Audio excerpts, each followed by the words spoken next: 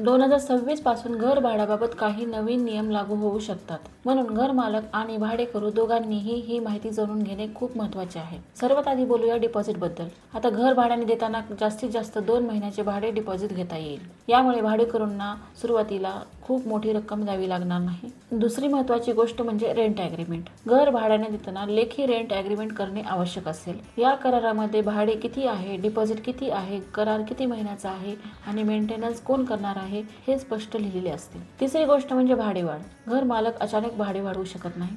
भाडे वाढवायचे असेल तर किमान 3 महिन्यांची आधी नोटीस देणे आवश्यक आहे. चौथी गोष्ट म्हणजे घर मालकाचा घरात प्रवेश. घर मालकाला घर पाहण्यासाठी किंवा दुरुस्तीसाठी यायचे असेल तर किमान 24 तास आधी भाडेकरूला कळवणे आवश्यक आहे. पाचवी महत्त्वाची गोष्ट म्हणजे भाडेकरूला घरातून काढणे. घर मालक कोणत्याही कारणाशिवाय भाडेकरूला काढू शकत नाही. जर भाडेकरूने भाडे दिले नाही, घराचा चुकीचा वापर केला किंवा करार संपल्यानंतर घर रिकामे केले नाही तरच कायदेशीर कारवाई करता येते. आणखी एक महत्त्वाचा नियम म्हणजे जर करार संपल्यानंतर भाडेकरूने घर रिकामे केले नाही तर त्याला पहिल्या 2 महिन्यासाठी दुप्पट भाडे आणि त्यानंतर 4 पट भाडे द्यावे लागू शकते.